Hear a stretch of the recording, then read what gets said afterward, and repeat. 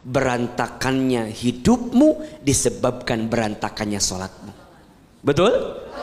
Mungkin hatimu kurang tenang, mungkin hidupmu kurang bahagia, mungkin rizkimu kurang lancar, mungkin persoalanmu seakan-akan jadi beban yang luar biasa.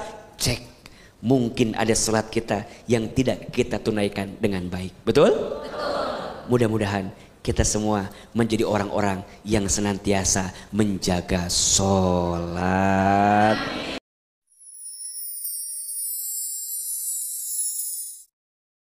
Bismillahirrahmanirrahim. Assalamualaikum warahmatullahi wabarakatuh.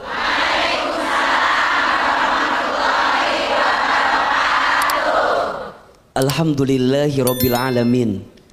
Allahumma sholli ala sayyidina Muhammadin sallallahu alaihi wasallam wa ala alihi wa sahbihi ajma'in, amma ba'du. Bunda, Bunda,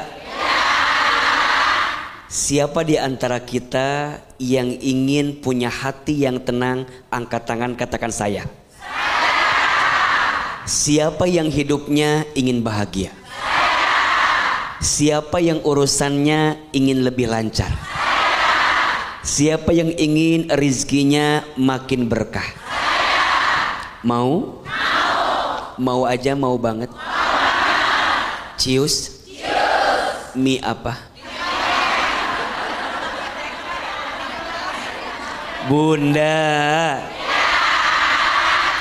yang pengen punya hati tenang, hidup lapang, urusan lancar, rezeki makin berkah, satu amalan yang tidak boleh kita lalaikan, yaitu sholat.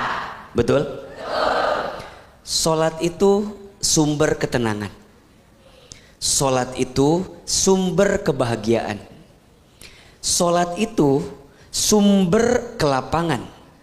Dan sholat itu sumber jalan keluar dari setiap kesulitan. Sholat bukan sekedar kewajiban, tapi bagi orang beriman, sholat itu adalah kebutuhan yang tidak boleh ditinggalkan. Kalau udah butuh, berarti rindu dengan sholat. Betul?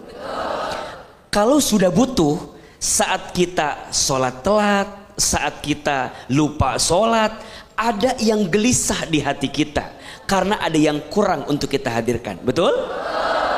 Termasuk yang harus Bunda pastikan, ternyata sholat itu bisa mencegah perbuatan keji dan munkar. Betul? Sebagaimana disebutkan dalam surat Al-Ankabut ayat 45, Allah subhanahu wa ta'ala berfirman, A'udzu billahi minasyaitonir rajim, Utslu ma uhiya ilaika minal kitab wa aqimis sholat, inna sholata tanha anil fahsya'i wal munkar, waladzikrullah akbar, wallahu ya'lamu ma tasna'un.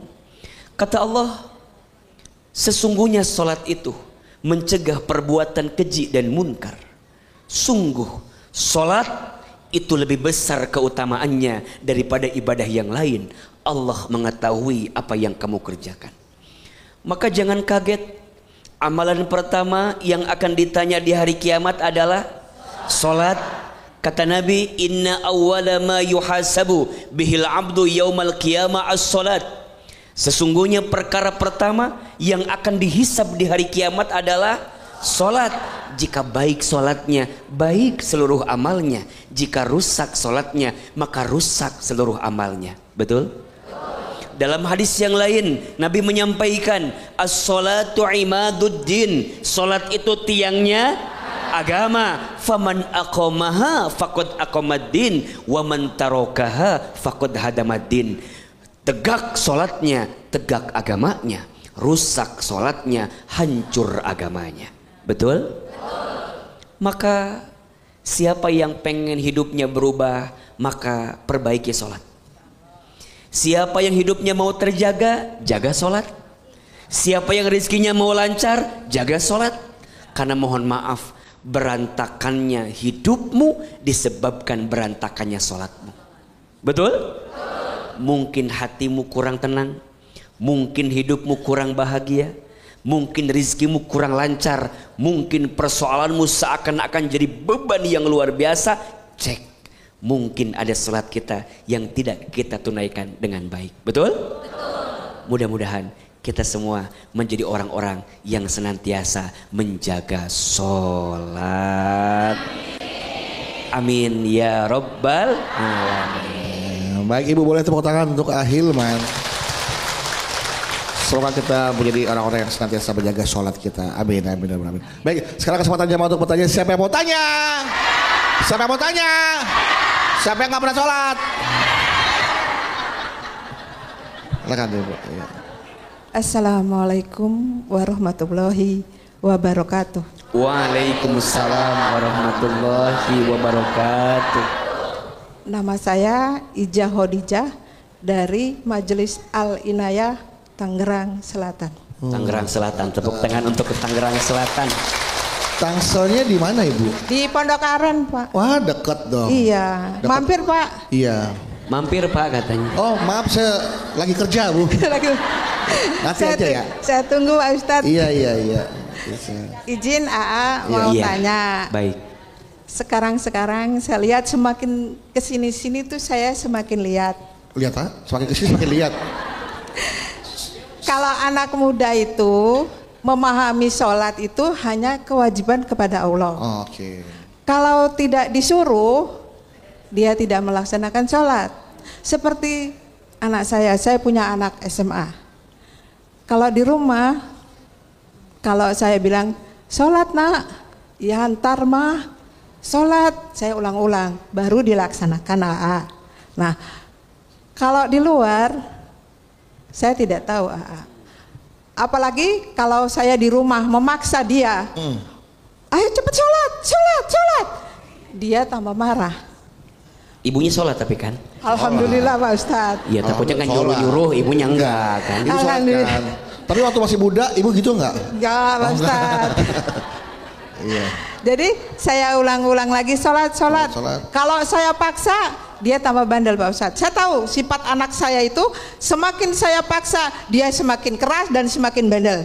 Jadi saya usahakan ya terserah aja lah gitu loh. Nah makin lama saya sedih Pak Ustadz. Saya takut karena sholat itu adalah tiang agama. Dia mencegah perbuatan keji dan munkar. Betul. Semakin dewasa, takut dia tidak sholat, terbawa sampailah dewasa. Saya sampai sedih kalau kadang, padahal saya suka berdoa kepada Allah. Ya Allah, berikanlah anak yang soleh atau soleha kepada anak-anak kami. Tapi lingkungannya kan tahu sendiri Pak Ustadz sekarang itu.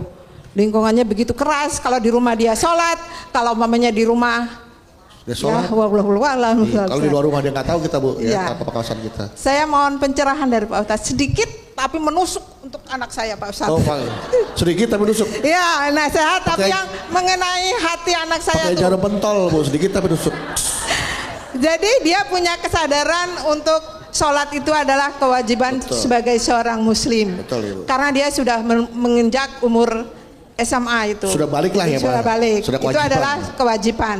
Kalau saya takut juga kalau mamanya saya biarkan itu tidak sadar-sadar. Jadi mohon pencerahan sedikit tapi menusuk dan mudah dipahami oleh anak saya Kalau- Pak Ustadz. Jadi Baik. mohon pencerahannya Pak Ustadz sedikit tapi menusuk. bermakna. Oh bermakna sekarang. Jadi menyadarkan kepada anak Ya, saya baik. kalau sholat itu adalah Kewajiban. kewajiban. Betul, baik. Terima kasih Pak Ustadz. Assalamualaikum warahmatullahi wabarakatuh. Waalaikumsalam warahmatullahi wabarakatuh. Mohon jawabannya yang sepenitik mungkin. Sedikit tapi menusuk. Untuk masalah anak Ibu Baik. Yasmin ini ya Bu ya. Oh Ibu Ijah Hodijah, jawab apa ke Yasmin? Silakan Ahilman. Bunda, sebagai orang tua kita pasti ingin punya anak yang baik. Betul? Kita pengen punya anak yang soleh, betul? AA, dari mana mulainya? Kalau kita pengen punya anak yang baik dan anak yang soleh, Jawabannya, mulailah dari orang tua yang soleh. Banyak orang tua pengen punya anak soleh tapi lupa jadi orang tua yang soleh. Banyak orang tua pengen punya anak yang baik tapi lupa jadi orang tua yang baik. Maka rumusnya, solehkan dirimu sebelum solehkan anakmu. Betul? Didik dirimu sebelum didik anakmu. Maka bunda sayang, kalau bunda bertanya gimana biar anak saya mau sholat, izin ya, belajarlah dulu jadi orang tua yang jaga sholat. Insya Allah dari situ nanti kita turunkan apa sikap yang perlu kita hadirkan sebagai orang tua. Ada 3. 1, doakan. 2, ingatkan. 3, arahkan. Tuh 2, 3. 1, doakan. 2, ingatkan. 3, arahkan. Doakan, ingatkan, arahkan. Ulangi. 1, orang tua doa buat anak. Quran mengajarkan doanya, Rabbij'alni muqimas sholati wa min dzurriyyati. Betul? Rabbij'alni, jadikanlah aku muqimas shalah, orang yang menjaga salat, wa min dzurriyyati, dan anak-anakku, wa taqabbal doa, ya Allah engkau yang mengabulkan doa. Pertanyaannya, kadang izin ya, kita jadi orang tua lebih sering menuntut tapi lupa mendoakan anak. Bunda tadi udah doakan, bagus. Dan jangan pernah berhenti mendoakan anak. Karena di antara doa yang mustajab, doanya orang tua untuk anak. Betul? 2, ingatkan. Bunda harus tegas urusan sholat. Dulu orang tua kita mendidik kita keras atau tidak? Tegas tidak? Masya Allah. Dulu kalau subuh kita belum bangun, air lah, betul nggak? Izin mohon maaf kadang agak keras, dicepretlah sedikit, diingatkan sedikit, betul? Takut dulu sama orang tua itu. Sekarang mungkin agak beda memang zamannya, betul? Tapi kan dikerasin malah berontak, dikerasin malah marah, gitu kan? Gimana caranya? Berarti kalau lisan kita tumpul, pinjam lisan orang lain untuk ingatkan anak kita. Mungkin anak kita kalau sama gurunya didengar, kalau sama temannya didengar. Mohon maaf, kalau agak remaja dewasa sama pacarnya dengar. Tapi kadang sama orang tuanya nggak dengar. Maka izin bunda boleh minta tolong sama lisan orang lain yang didengar oleh anak kita. Betul? Baru yang ketiga, arahkan. Maksudnya cari pendidikan yang mengajarkan anak kita tentang pentingnya ilmu agama. Yang perhatikan, izin mohon maaf. Kadang bunda lebih bangga kalau anak juara olimpiade A, olimpiade B. Tapi kadang hilang kebanggaan kita sama anak yang pengen belajar ilmu agama. Bunda sedih kalau matematika anak kita nilainya 5. Tapi bunda nggak sedih kalau anak kita nggak sholat. Bunda sedih kalau rapotnya nilai merahnya banyak. Tapi bunda kadang nggak sedih kalau anak kita tidak sholat.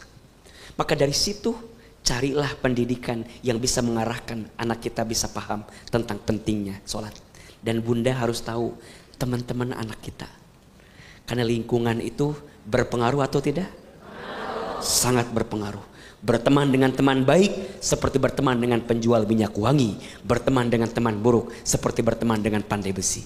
Maka carilah lingkungan yang baik. Doakan, ingatkan, arahkan. Ulangi. Doakan, ingatkan, arahkan. Kalau sudah begitu, nanti anak kita bisa paham sendiri tentang sholat bukan sekedar kewajiban, tapi ternyata sholat adalah kebutuhan. Tepuk tangan untuk bunda.